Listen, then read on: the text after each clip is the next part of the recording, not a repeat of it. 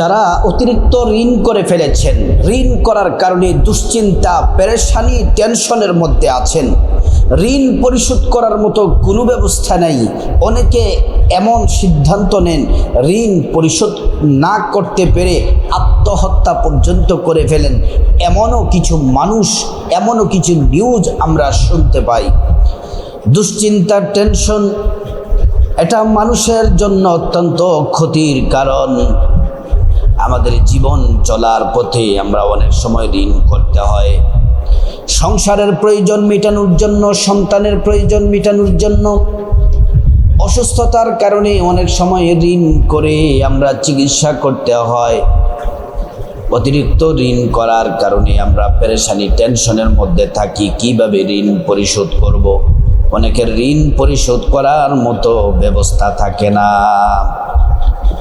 প্রিয় মা বোনেরা, আমার মুসলিম ভাইয়েরা, যারা ঋণ করে ফেলেছেন, কম হোক বেশি হোক, যত আপনার ঋণ থাকুক, পার পরিমাণ ঋণ থাকুক, নবীজি সাল্লাল্লাহু আলাইহি ওয়াসাল্লামের শিখানো দোয়াটি যদি পড়তে পারেন, আল্লাহ রাব্বুল আলামিন সমস্ত ঋণ থেকে আপনাকে পরিশোধের ব্যবস্থা করে দিবেন।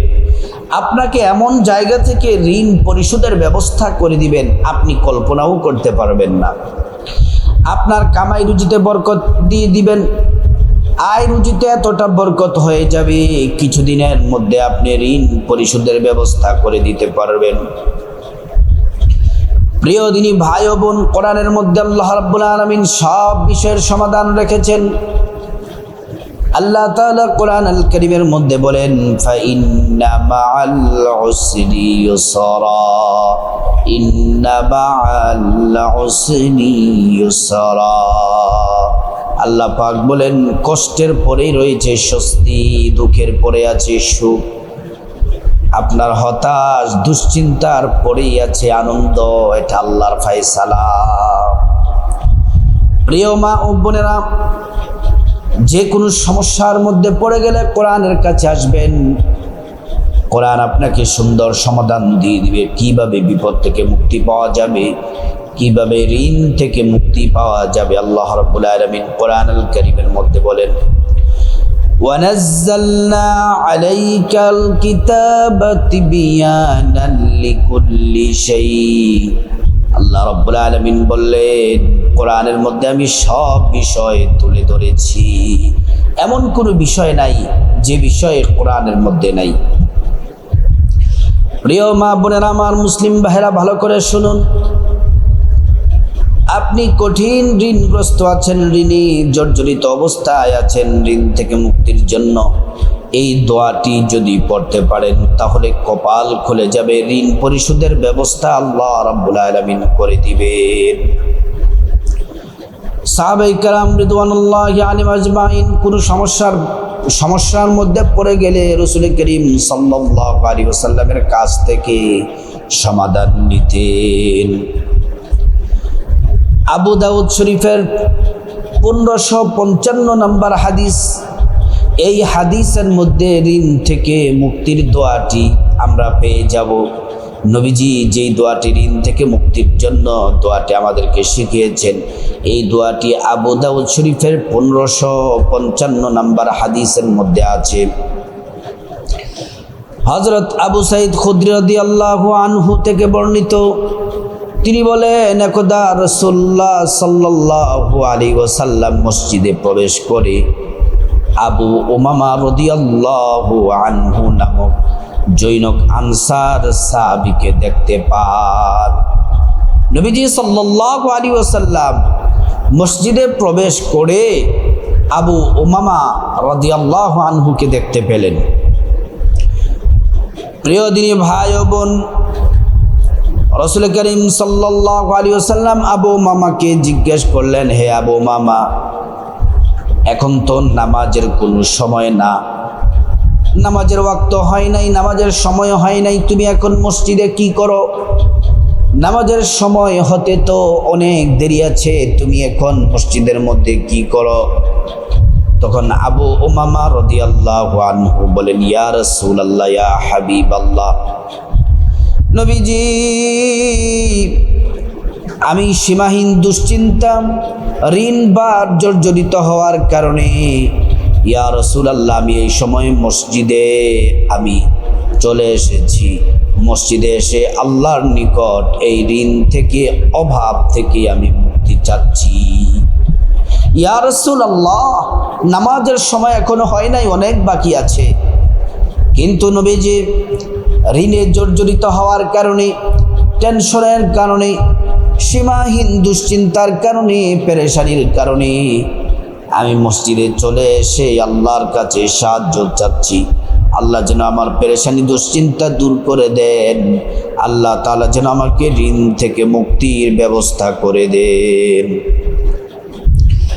রাসূল করিম সাল্লাল্লাহু আলাইহি ওয়াসাল্লাম বললেন, আবু উমামা শোনো, আমি কি তোমাকে এমন একটি দোয়া শিক্ষা দিব, যে দোয়াটি যদি তুমি পড়ো প্রত্যেক দিন সকালে 3 বার, মাগরিবের পরে যদি তুমি 3 বার পড়ো, আল্লাহ তাআলা তোমার ঋণ পরিশোধের ব্যবস্থা করে দিবে।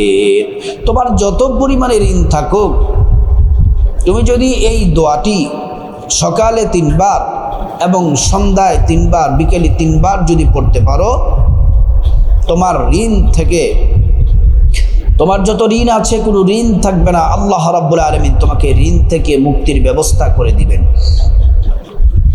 প্রিয় দিনী ভাই ও বোন, রাসূল করিম সাল্লাল্লাহু আলাইহি ওয়াসাল্লাম আবু মুসা আল-আশআরীকে দোয়াটি শিখিয়ে দিচ্ছেন। নবীজি বললেন, আবু উমামা শোনো, দোয়াটি তোমাকে শিখিয়ে দিচ্ছি, ভালো করে শোনো। আল্লাহুম্মা ইন্নী আউযু বিকা মিনাল হাম্মি ওয়াল হাজানি ওয়া আউযু বিকা মিনাল আজিজি ওয়াল কাসালি ওয়া আউযু বিকা মিনাল জুবনি ওয়াল বুখলি ওয়া আউযু বিকা মিন গলাবাতিদ দাইনি ওয়া কাহরির রিজাল। একবার বললাম, আবারও বলছি, আল্লাহুম্মা ইন্নী আউযু বিকা মিনাল হাম্মি ওয়াল হাজানি ওয়া আউযু বিকা মিনাল আজাজি ওয়াল কাসালি ওয়া আউযু বিকা মিনাল জুবনি ওয়াল বুখলি ওয়া আউযু বিকা মিন গলাবাতিদ দাইনি ওয়া কাহরির রিজাল। আরেকবার বলছি, আল্লাহুম্মা ইন্নী আউযু বিকা মিনাল হাম্মি ওয়াল হাজানি ওয়া আউযু বিকা মিনাল আজিজি ওয়াল কাসালি ওয়া আউযু বিকা মিনাল জুবনি ওয়াল বুখলি ওয়া আউযু বিকা মিন গলাবাতিদ দাইনি ওয়া কাহরির রিজাল। আল্লাহর রাসূল সাল্লাল্লাহু আলাইহি ওয়াসাল্লাম বললেন, তুমি সকাল সন্ধ্যায় বলবে, এই দোয়াটি পড়বে। এই দোয়াটির অর্থ শুনলে আপনারা অবাক হয়ে যাবেন। অর্থ হলো, ইয়া আল্লাহ, আমি আপনার নিকট যাবতীয় চিন্তা ভাবনা হতে আশ্রয় প্রার্থনা করতেছি। আমি আপনার নিকট দুর্বলতা, অলসতা আশ্রয় কামনা করছি। আপনার নিকট কাপুরুষতা, কৃপণতা হতে মুক্তি কামনা করছি, এবং আমি আপনার নিকট ঋণ ভার ও মানুষের 2 প্রভাব হতে পরিত্রাণ চাচ্ছি। আল্লাহু আকবার। আমাদের জন্য এই দোয়াটি কতই না গুরুত্বপূর্ণ। প্রত্যেক দিন সকালে পড়বেন 3 বার, বিকেলে পড়বেন 3 বার। প্রিয় মা বোনেরা আমার, মুসলিম ভাইরা, ফজরের নামাজ পড়ার পরে পড়বেন 3 বার, সন্ধ্যায় মাগরিবের পরে পড়বেন 3 বার। ফজরের নামাজ পড়া শেষ হলে সালাম ফিরানোর পরে আপনি এই দোয়াটি 3 বার পড়বেন, মাগরিবের পরে 3 বার পড়বেন। প্রিয় মা বোনেরা আমার, মুসলিম ভাইরা যারা ঋণগ্রস্ত আছেন, পাশাপাশি এই একটি আমল যদি করতে পারেন, আল্লাহ রাব্বুল আলামিন আপনাকে ধন দৌলত দিয়ে ধনী বানিয়ে দিবেন। একজন সাহাবী রাসূল করিম সাল্লাল্লাহু আলাইহি ওয়াসাল্লামের কাছে আসলেন। আয়েশা বললেন, ইয়া রাসূলুল্লাহ, ইয়া হাবিবাল্লাহ, চতুর্দিক থেকে আমাকে দরিদ্রতা গ্রাস করে ফেলেছে, অভাব অনটনের মধ্যে আছি, চতুর্দিক থেকে দরিদ্রতা আমাকে গ্রাস করে ফেলেছে। ইয়া রাসূলুল্লাহ, আপনি এমন একটা আমল দেন যে আমলের কারণে আল্লাহ রাব্বুল আলামিন আমাকে ধনী বানিয়ে দিবেন। রাসূল করিম সাল্লাল্লাহু আলাইহি ওয়াসাল্লাম বললেন, সাহাবী শোনো, তুমি সূরা ইখলাসের আমল করো। 5 ওয়াক্ত নামাজের পরে, প্রত্যেক ফরজ নামাজের পরে, ফজরের ফরজের পরে, জোহরের ফরজের পরে, আসরের ফরজের পরে, মাগরিবের ফরজের পরে, এশারের ফরজের পরে সূরা ইখলাস 10 বার করে পড়ো। বিসমিল্লাহির রহমানির রহিম, কুল হুয়াল্লাহু আহাদ, আল্লাহুস সামাদ, লাম ইয়ালিদ ওয়া লাম ইউলাদ ওয়া লাম ইয়াকুল লাহু কুফুয়ান আহাদ। এই সূরা ইখলাস যদি 10 বার পড়েন, আল্লাহ রাব্বুল আলামিন আপনাকে ধন দৌলত দিয়ে ধনী বানিয়ে দিবেন। এই সাহাবী সূরা ইখলাস পড়তে লাগলেন। 5 ওয়াক্ত নামাজের পরে সূরা ইখলাস পড়ে, বাহির থেকে যখন ঘরে প্রবেশ করবে, ঘরের দরজায় দাঁড়িয়ে সূরা ইখলাস পড়ে, রাতের বেলা ঘুমানোর সময় সূরা ইখলাস 10 বার করে পড়ে। কিছুদিন পরে নবীজির কাছে আসলেন, আয়েশা বললেন, ইয়া রাসূলুল্লাহ, আল্লাহ রাব্বুল আলামিন আমাকে অঢেল ধন দৌলতের মালিক বানিয়ে দিয়েছেন। রাসূল করিম সাল্লাল্লাহু আলাইহি ওয়াসাল্লাম বলেন, অঢেল ধন দৌলত দিয়ে ধনী বানিয়ে দিয়েছেন, এটা সূরা ইখলাসের বরকতের কারণে। এজন্য তুমি সূরা ইখলাস বেশি বেশি করে পড়ো। আল্লাহ রাব্বুল আলামিন এই সূরা ইখলাসের বরকতে আরো ধন দৌলতে তোমার বারাকা দিয়ে দিবেন। সূরা ইখলাস 10 বার করে পড়লে আরেকটি শ্রেষ্ঠ পুরস্কার আছে।